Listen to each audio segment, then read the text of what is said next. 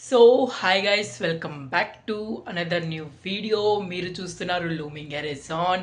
And ఈరోజు నేను మాట్లాడబోతున్నా one of the greatest philosopher in the world and నా ఫేవరెట్ ఫిలాసఫర్ బ్రూస్ లీ గురించి. అండ్ ఫుల్ వీడియో చూడండి and like and share and subscribe చేయడం మర్చిపోవద్దు. అలాగే ఇట్లాంటి వీడియో ఇంకా కావాలంటే మీరు నాకు కమెంట్లో చెప్పండి అండ్ ఫుల్ వీడియో చూసి ఆనందించండి. చైనీస్ జోడియాక్ ప్రకారం ఇయర్ అండ్ డేట్ రెండు కలిపి డ్రాగన్ వస్తే వాడు మహాజాతకుడు అవుతారని వాళ్ళు నమ్ముతారు. కరెక్ట్గా అదే టైంలో డ్రాగన్ లాంటి కుర్రాడు శాన్ ఫ్రాన్సిస్కోలో పుట్టాడు. అతని పేరే బ్రూస్ లీ. ఒక నర్స్ ఆయనకి బ్రూస్ అనే పేరు పెట్టింది చిన్నప్పుడు హాస్పిటల్లో. వాళ్ళ పేరెంట్స్ వచ్చేసి ఓప్రా సింగర్స్. తర్వాత వాళ్ళు హాంకాంగ్ షిఫ్ట్ అవుతారు. అయితే బ్రూస్ లీ గారు 13 ఇయర్స్ ఉండేటప్పుడే 20 మూవీస్లో చైల్డ్ ఆర్టిస్ట్గా యాక్ట్ చేశారు. ఇప్ మ్యాన్ అనే ఆయన గురువు గారి దగ్గర ఆయన కుంఫు నేర్చుకున్నారు. అయితే బ్రూస్ లీ గారు చిన్నప్పుడు స్కూల్లో ఉండేటప్పుడు ఇంటర్ స్కూల్ బాక్సింగ్ ఛాంపియన్ అవుతారు. అయితే ఎవరికి తెలియనిది ఒకటి ఉంది, ఈ వాజ్ ఏ టెరఫిక్ డాన్సర్ అని ఎవరికి తెలీదు. అయితే ఆయనకి 18 ఇయర్స్ ఉండేటప్పుడే హాంకాంగ్లో చాచా ఛాంపియన్స్ కొట్టారు. సినిమా ఫీల్డ్ అని తెలిస్తే పేరెంట్స్ ఎంకరేజ్ చేయరని ఆయనకి $100 దొరికితే అమెరికా షిప్ ఎక్కేశారు. బ్రూస్ లీ గారు సియేటల్లో ఉండేటప్పుడు కొంతమందికి కుంఫు నేర్పించేవాడు. ఆ వచ్చే డబ్బులతో ఆయన ఫిలాసఫీ చదువుకున్నారు. అయితే సియేటల్లో నాన్ చైనీస్కి నువ్వు కుంఫు నేర్పిస్తావా అని కొంతమంది చైనీస్ ఫైటర్స్ ఆయన మీదకి గొడవకి వచ్చారు.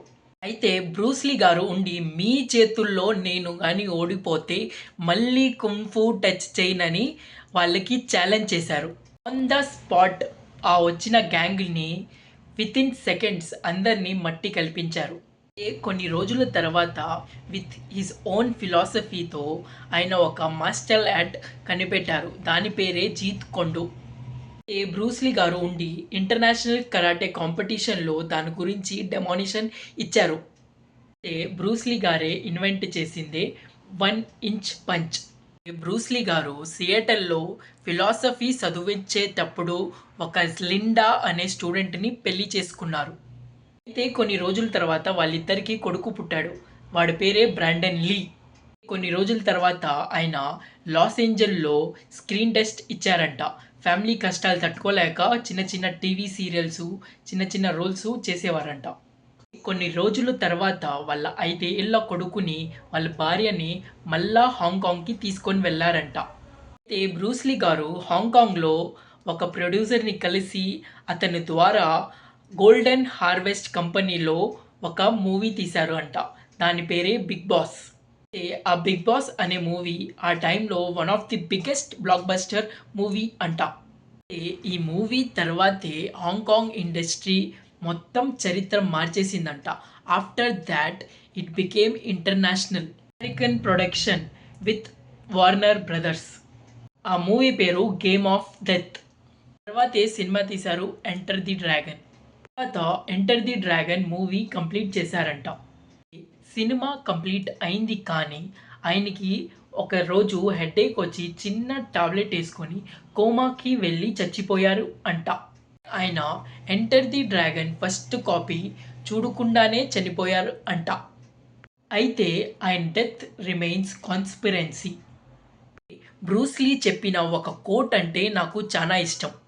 ఆ కోట్ ఏమంటే, దేవుడిని ఎప్పుడు నాకు ఈజీ లైఫ్ కావాలి అని కోరుకోవద్దు, దేవుడిని కష్టాలు వస్తే తట్టుకునే శక్తి ఇవ్వమని అడుగుమని చెప్పారు.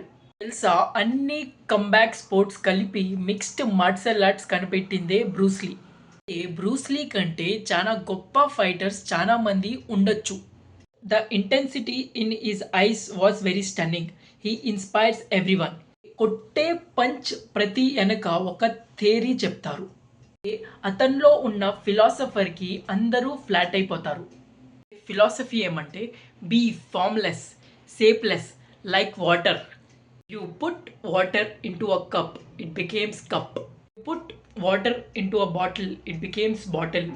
You put it in a teapot, it becomes a teapot. Water can flow or it can crash. Be like a water, my friend అని చెప్పారు. ఈ వీడియో మీకు నచ్చినట్టయితే లైక్ చేయండి అండ్ షేర్ చేయండి అండ్ సబ్స్క్రైబ్ చేయడం మర్చిపోవద్దు.